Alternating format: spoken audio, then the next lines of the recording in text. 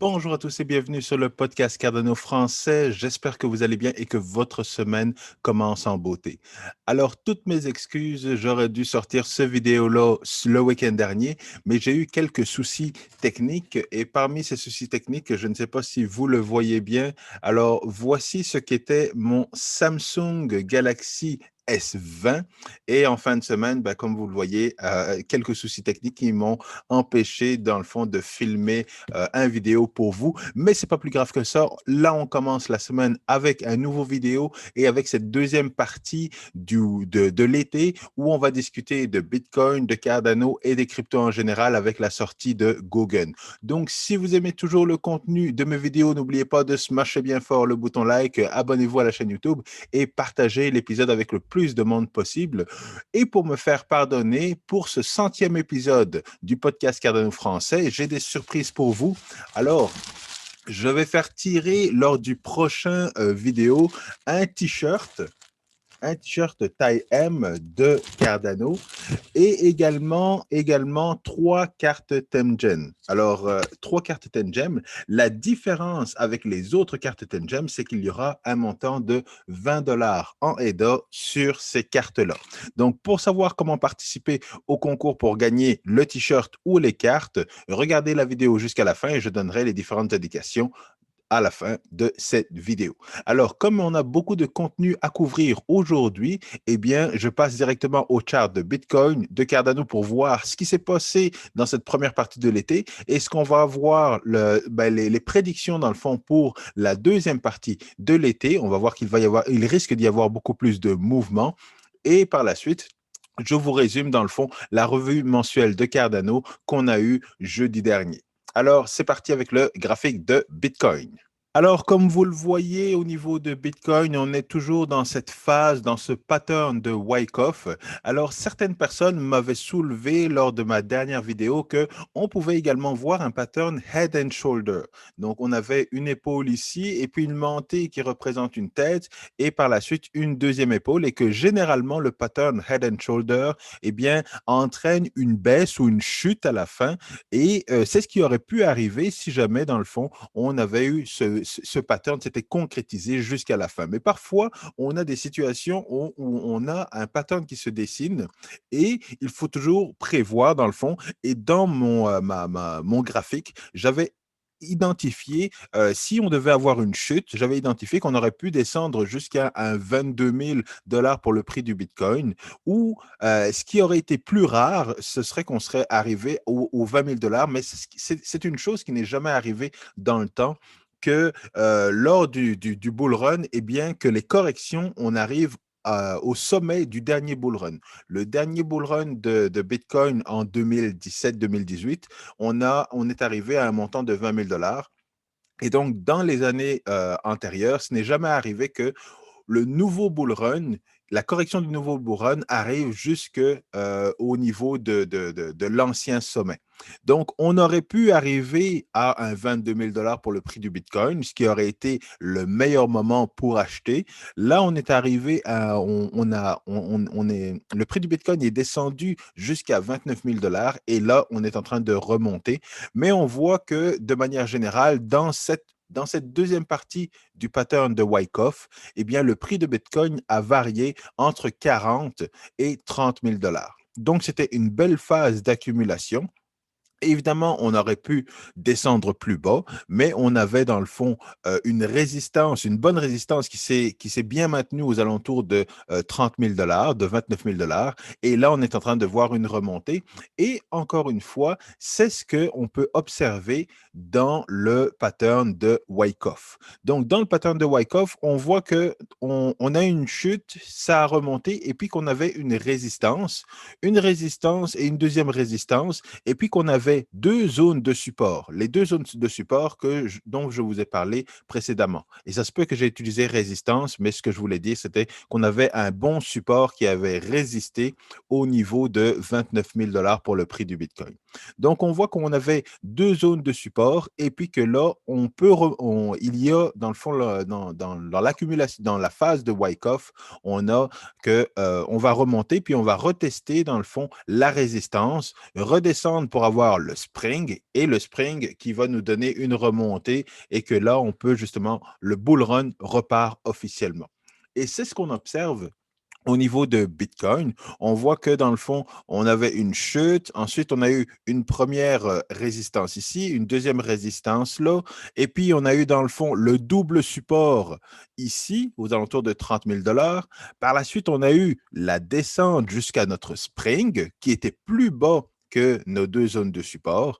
Et là, on semble être dans notre phase de spring qui nous amène avec le SOS ici, on a passé la résistance, les deux résistances qu'on avait au départ, on a passé ces éléments-là, et là, on est en train de retester, évidemment, les zones de résistance qu'on avait identifiées dans le pattern de Wyckoff. Une fois qu'on reteste ces résistances-là, si tout se passe comme prévu, eh bien, on devrait être en mesure de repartir et de revoir les sommets qu'on a vus avec un Bitcoin aux alentours de 45, 50, 60 000 dollars. Mais on voit qu'on a pas mal de zones de résistance qu'il va falloir passer au travers, là. Mais l'important, c'est que nos supports tiennent le coup et que les résistances qu'on avait aux alentours de 40 000 dollars deviennent des supports, des tremplins pour aller chercher justement un Bitcoin beaucoup plus haut que ce qu'on a vécu dans la première partie de l'été. Donc là, je suis là pour ma prédiction.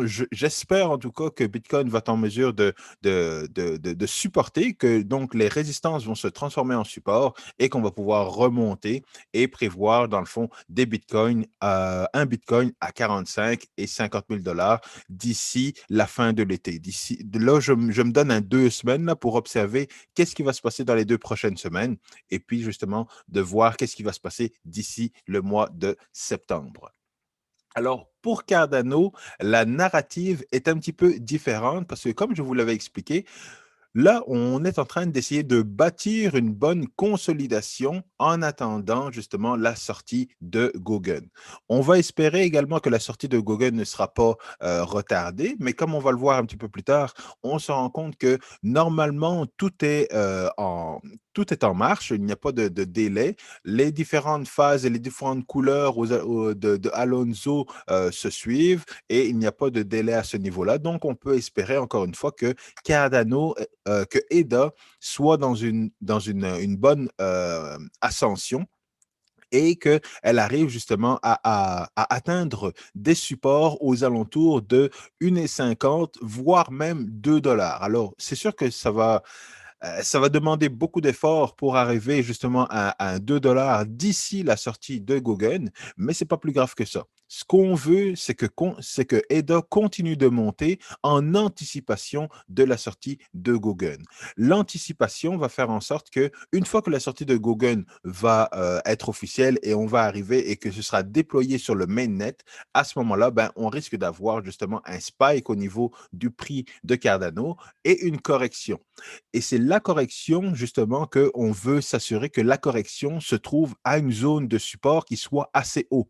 On ne veut pas avoir un spike, donc une grosse montée à 2 dollars, et puis avoir une correction qui nous ramène aux alentours de 1,30 ou de 1,50. Parce que si on veut que Cardano, à la fin de ce sprint, à la fin de ce bull run, arrive à entre 10 et 15 dollars, eh bien, il faut qu'on ait un support assez solide, beaucoup plus haut, ce qui va nous permettre que ça nous serve de tremplin pour justement multiplier le prix de Cardano avec la prochaine grosse montée de Bitcoin. Donc, j'espère que dans le fond, l'accumulation qu'on va avoir va nous amener justement à nous consolider aux alentours de 1,50 pour avoir un spike qui va nous amener au-dessus de 2 dollars, qui va nous ramener peut-être à l'équivalent de notre prochain sommet. Ça va être un peu difficile, mais on peut toujours toujours espérer. Mais le plus important, dans le fond, c'est qu'on soit dans une zone assez confortable à la sortie de Gauguin par anticipation, dans le fond, à la prochaine grosse montée fulgurante de Bitcoin et des crypto-monnaies. Donc, c'est là qu'on est. Actuellement, on est aux alentours de 1h30. Il faut qu'on continue, car IOHK doit continuer à sortir des news, à continuer à donner des mises à jour par rapport à la sortie de Gauguin, et ce qu'on va voir donc dans quelques minutes, pour continuer à monter en anticipation, pour être à un certain niveau lorsque Gauguin va sortir officiellement sur le mainnet. Alors, avec tout ça, si vous êtes toujours intéressé par le trading pour savoir quand est-ce que je dois acheter, quand est-ce que je dois vendre, ou tout simplement pour être en mesure d'identifier les prochaines grosses actions, les prochains gros changements, je vous conseille encore une fois de suivre la formation de cryptoformation.ca de mon ami Paul, qui est un trader et qui a fait du très bon contenu. Il était sur la chaîne, le podcast, il y a quelques semaines maintenant, il y a quelques mois maintenant. Le temps passe vite. Et encore une fois, si vous suivez sa formation et que vous utilisez le code podcast Cardano 10, à ce moment-là, ben, vous allez avoir une réduction et tout se trouve dans la description pour savoir exactement le mot à utiliser pour avoir votre réduction si vous décidez de suivre sa formation, qui peut être un bon outil pour savoir où placer vos achats et quand est-ce que placer vos ventes lorsque vous analysez les différents graphiques de Bitcoin, Cardano et des autres crypto-monnaies. Alors, là, on va passer à notre revue mensuelle de Cardano. Et encore une fois, il y a beaucoup de choses qui ont été dites au niveau de cette revue. On y va tout de suite. Alors, au niveau de Alonso, qui est le prochain update pour la sortie de Gauguin, il faut savoir que IOHK est toujours en développement. Pas en développement nécessairement, mais dans les différents testnets pour tester, pour s'assurer que justement la mise à jour Gauguin va bien fonctionner à sa sortie sur le mainnet. Alors, il y a différentes couleurs. Il y a bleu, il y a blanc, et puis il va y avoir purple, le mauve, en 2 phases. Mais tout ce que vous devez savoir, dans le fond, c'est que de plus en plus de personnes vont utiliser le testnet. On va avoir les exchanges, on va avoir les stick pool opérateurs, on va avoir plus de développeurs, tout ça pour avoir justement pour faire grossir l'adoption de Gauguin avec les contrats intelligents dans l'industrie et dans l'écosystème de Cardano. Alors, IOHK de son côté ben, continue à travailler sur l'architecture pour s'assurer que leur architecture fonctionne, que le code est correct. Il va y avoir l'intégration, le back-end intégration, l'intégration du back-end qui est dans le fond, qui permet de relier un nœud justement à la blockchain et s'assurer que ce code qui contient dans le fond les contrats intelligents est correct, autant pour les exchanges que pour les stake pools, que pour ceux qui ont des applications des wallets. Toutes les compagnies comme Trezor et comme l'autre hard wallet, eh bien, toutes ces personnes-là peuvent tester, dans le fond, le code de Gauguin au niveau de Alonso, du testnet d'Alonso. Donc, il y a encore beaucoup d'exercices à faire, beaucoup de tests à faire pour s'assurer que tout fonctionne bien avec les différents acteurs de l'écosystème de Cardano avant d'arriver sur le mainnet. Donc, c'est intéressant que tout soit fait et qu'actuellement, il n'y a pas de retard là-dessus. Et pour bien vous illustrer à quel point il y a de la complexité de ce côté-là, c'est qu'il faut se rappeler que Gauguin, c'est des contrats intelligents pour créer notamment des applications, des dApps, et qu'au niveau de ces dApps-là, ben, il y a 2 éléments. Il y a les éléments off-chain et les éléments on-chain, donc sur la blockchain de Cardano. Donc, il y a votre application, le code que vous allez créer pour votre application, une application qui peut être Facebook, qui peut être Twitter ou peu importe quelle application. Et dans cette application, vous devez justement interagir avec un wallet. Donc, vous devez interagir avec le wallet pour pouvoir nécessairement utiliser des transactions sur la blockchain.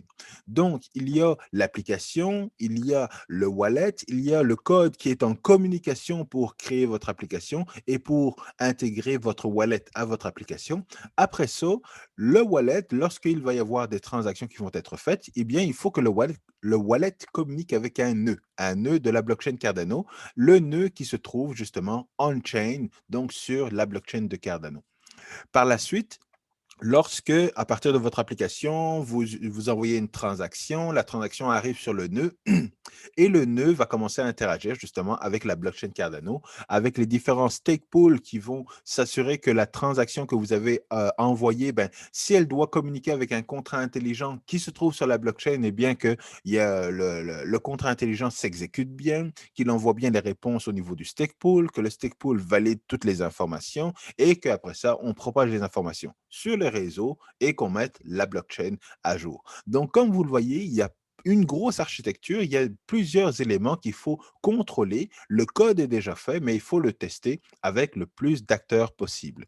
Et quand je dis le plus d'acteurs possible, c'est autant les partenaires que les nouveaux développeurs. Et donc, tout ça va faire en sorte que au mois de septembre ou à la sortie de Google, quand on va aller sur le mainnet, eh bien, on sera sûr qu'il n'y aura pas de bug au niveau applicatif, il n'y aura pas de bug au niveau des wallets, il n'y aura pas de bug au niveau des exchanges qui peuvent interagir peut-être avec des contrats intelligents. Donc, on veut s'assurer qu'il n'y ait pas de bugs majeurs qui font en sorte de bloquer des transactions ou de se faire pirater au niveau de votre portefeuille ou au niveau de, de la blockchain Cardano.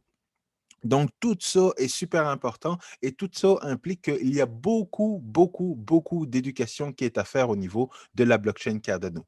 Beaucoup d'éducation parce qu'on veut avoir le plus de développeurs possible qui soient en mesure justement de faire des bonnes applications qui vont être attirantes pour les différents membres de la communauté de Cardano et pour l'écosystème de CryptoLand. Donc, c'est pour ça qu'il va y avoir d'autres cours sur Plutus. La deuxième cohorte va amener énormément de monde également. Et également au niveau des partnerships, donc des partenariats, c'est intéressant parce que il y a beaucoup de partenaires qui sont en train d'être beaucoup plus officiels et de sortir justement, de mentionner au grand public qu'ils travaillent en partenariat avec IOHK, avec la blockchain Cardano, et qui sont en train de financer des startups. La startup qu'on a entendue justement, c'est Wave Financial, qui n'avait pas été mentionnée avant, mais qui s'occupait dans le fond du Sea Fund. Le Sea Fund, qui est différent justement de Catalyst, le siphon est pour financer des startups qui veulent justement développer des applications et qui veulent partir leur business avec la blockchain Cardano. Donc, de ce siphon-là, il y a des projets très intéressants, notamment Ocam Finance, Ocam FI, qui est justement une blockchain ou une crypto-monnaie dont j'ai parlé un petit peu dans le passé, mais que ça va être très important et très intéressant que je vous fasse justement un podcast spécifiquement sur cette blockchain-là, sachant que justement, ils ont reçu du financement d'un partenaire de Cardano. Alors, tout comme World Mobile Token, dans le fond, que je ne l'ai pas participé au ICO, mais justement, je continue à le suivre et je vois que c'est un ICO qui est quand même assez successful, donc qui a beaucoup de succès, et je continue justement de le surveiller. Mais encore une fois, vous avez la référence de ma vidéo, à savoir, même si vous participez à ce ICO-là parce que vous pensez que c'est un bon projet, parce que vous pensez que c'était une bonne idée et tout ça, eh bien, soyez prudent quand même avec votre investissement. Séparez les deux, l'investissement versus l'attachement au projet, pour être sûr justement d'être en mesure de voir les choses venir et de ne pas vous faire prendre avec un investissement que vous avez fait qui vous rapporte de l'argent et que lorsqu'on arrive dans le bear market, ben, vous perdez tout votre argent. Je vous le dis parce que je l'ai vécu lors du dernier bear market. Donc, je vous encourage à aller voir l'une de mes dernières vidéos sur le World Mobile Token pour savoir comment prévoir justement l'investissement, retirer, surveiller le projet et tout ça. Mais ce que je peux vous rassurer en tout cas, c'est que actuellement, il y a beaucoup d'intérêt de la part de la communauté pour ce ICO-là. Et il y en a également beaucoup d'autres dont je vais devoir parler lors des prochains podcasts. Donc, vous voyez qu'il y a beaucoup de contenu que je vais devoir vous faire rapidement pour que vous soyez en mesure d'être à jour au niveau de l'écosystème de Cardano. Alors, un autre élément qui est important, c'est que lors du dernier, de la revue mensuelle de Cardano, on avait également la Fondation Cardano qui a sorti ce portail pour les développeurs. Donc, si vous êtes un développeur ou si vous êtes intéressé apprendre à comment coder, comment créer des applications ou comment intégrer la blockchain Cardano justement à votre projet, eh bien, vous pouvez utiliser le portail de la Fondation Cardano qui vous permet, dans le fond, de savoir comment intégrer un wallet, bientôt, comment créer des contrats intelligents, comment partir un stake pool, etc. Donc, ça, c'est vraiment très intéressant et c'est un beau projet qui a été fait justement par Tommy Kramer, qui était le responsable de Adatainment à l'époque. Il avait sa chaîne YouTube, beaucoup d'implications. Il a commencé à travailler avec la Fondation Cardano. Et j'ai eu beaucoup d'interactions avec lui. C'est un très, très bon ami. Et donc, le travail qu'il a fait, ben, je le souligne. C'est un très, très beau travail de ta part. Et je vous encourage justement à consulter le portail si vous êtes intéressé à développer des applications au niveau de la blockchain Cardano. Il y a également les vidéos des différents cours sur Plutus qui sont disponibles sur YouTube également. Donc, si vous êtes un développeur, que vous êtes moindrement intéressé par justement cet écosystème de la blockchain, de Cardano et tout ça, ben, je vous encourage, allez voir les vidéos, regardez-les plus d'une fois parce que c'est quand même assez, pas complexe, mais ce sont des choses différentes dont on a l'habitude de voir et de faire au niveau de l'informatique, mais il y a beaucoup de potentiel et beaucoup d'opportunités que vous allez pouvoir découvrir avec justement avec Gauguin, l'arrivée de Gauguin et la blockchain Cardano. Alors, dans la revue mensuelle, on a également parlé de la croissance. Et c'est super très intéressant parce que tout le monde a l'air d'être d'accord sur le fait que Cardano est une blockchain en croissance, sauf le journal du coin. Alors, on va voir si les chiffres que je vais leur donner au niveau de la croissance et que le responsable de la croissance au niveau de IOHK a partagé, si ça va réveiller un petit peu nos amis du journal du coin. Donc, au niveau de la croissance, j'ai pris mes notes ici, mais IOHK a identifié que dans le fond, au niveau des développeurs, il y avait plus de 11 000 développeurs qui ont assisté ou qui ont regardé du contenu de développement sur la blockchain Cardano. Il y a plus de 1000 stake pools qui ont interagi au niveau du testnet et il y a encore dans la cohorte, on attend à avoir beaucoup plus de développeurs, donc aux alentours de 3000 développeurs qui vont justement assister à une prochaine cohorte ou alors commencer à écouter les différentes vidéos sur Plutus. Il y a également une autre séance qui va se faire en Afrique parce que le développement en Afrique est très intéressant et très important, mais il va y avoir une autre cohorte de développeurs qui vont suivre le cours d'IOHK au niveau du Ghana. Donc ça, c'est une information qu'on a eue concrètement du directeur des opérations africaines, John O'Connor. Mais ce qu'on voit, c'est que mais ce qu'on voit, c'est que IOHK est vraiment dans une grosse croissance, autant au niveau de la communauté qu'au niveau de l'entreprise d'IOHK. Donc, lorsqu'il y a une croissance au niveau de la communauté, ben, c'est indicateur qu'il y a beaucoup de gens qui s'intéressent et autant dans l'écosystème blockchain que dans l'écosystème de crypto. Il y a de l'intérêt parce que la communauté grossit, pas juste au niveau de Twitter et au niveau de Telegram, mais au niveau des gens qui s'impliquent, même au niveau de Catalyst, on va en parler un petit peu plus tard. Il y a également, lorsqu'il y a une croissance au niveau de l'entreprise qui s'occupe de développer la blockchain Cardano, eh bien, on se rend compte que il y a du travail et qu'ils ont besoin de main-d'œuvre pour continuer à répondre à la demande, à répondre aux différents contrats, à répondre aux différents travaux, aux différents développements même en Afrique. Donc, c'est pour ça que lorsqu'on voit cette croissance-là, c'est difficile de comprendre pourquoi nos amis du Journal du Coin n'arrivent pas à voir justement tout l'intérêt et n'arrivent pas à entrevoir ce qui risque d'arriver au niveau de la blockchain Cardano. Mais l'important, c'est que vous qui regardiez justement mon émission et que vous soyez en mesure de voir ce potentiel-là et d'investir et de suivre le projet pour s'assurer que le projet va toujours dans la bonne direction. Le développement en Afrique bat son plein, notamment avec justement l'annonce qu'on a eue avec justement le deal qu'on a eu avec l'Éthiopie ou que IOHK a eu avec l'Éthiopie par rapport à pas la gouvernance, mais l'identité numérique pour les étudiants au niveau du primaire et du secondaire. Maintenant, c'est sûr que ce projet-là prend un petit peu de temps à partir et tout est normal, il n'y a pas de crainte à avoir. C'est tout à fait normal lorsqu'on fait affaire avec le gouvernement. Et il y avait également comme une controverse par rapport au fait que, Charles avait mentionné que IOHK ou devrait y avoir 1000 applications de développées sur Cardano d'ici l'été 2021. Alors, ce n'est pas le cas actuellement et dans le fond, c'est que Google va sortir au mois de septembre. D'ici le mois de septembre, IOHK est en train de faire grossir justement la communauté, de faire grossir l'intérêt et de préparer tous les développeurs, tous les partenaires et toutes les personnes qui veulent faire qui veulent développer des applications sur Cardano, ils sont en train de les préparer.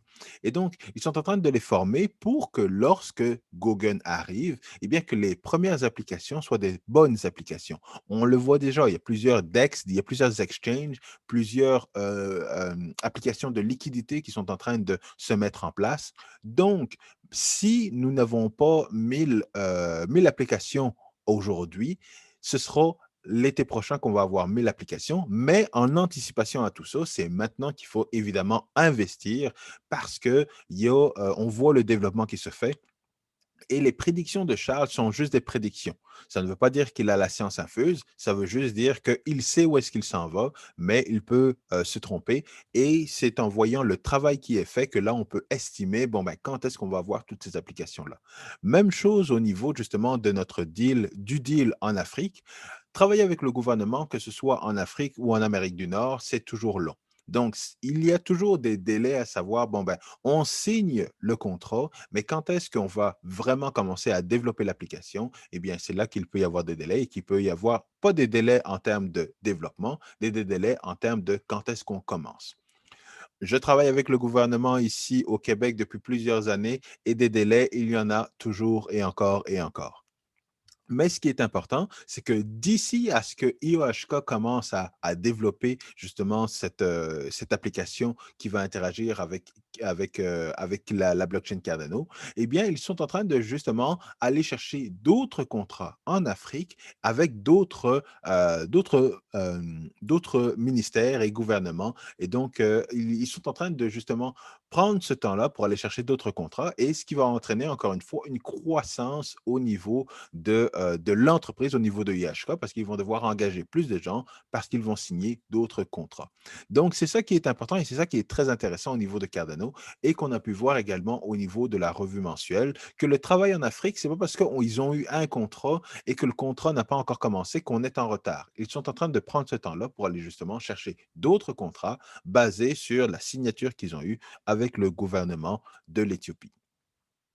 Et donc, rapidement pour terminer, il y avait Catalyst et c'est là encore une fois qu'on voit la croissance au niveau de la communauté parce qu'il y a beaucoup de wallets qui sont créés actuellement pour participer à Catalyst. Il y avait une augmentation de 30%, 32 000 nouveaux wallets, 32 milliards, 3,2 milliards pardon, de EDA qui sont là pour voter, qui sont bloqués pour le vote au niveau de Catalyst. Et il y a énormément de projets qui sont en train de se faire financer. Donc, encore une fois, beaucoup plus d'intérêt. Et même on voit au niveau de la communauté francophone, ce que j'ai apprécié voir au niveau de Telegram, c'est qu'il y a certains de nos collègues qui sont en train de préparer des projets et qui vont bientôt les soumettre. Et évidemment, vous allez être soutenu par la communauté francophone de Cardano, du moins je l'espère. Je serai une grosse voix pour encourager les gens à voter.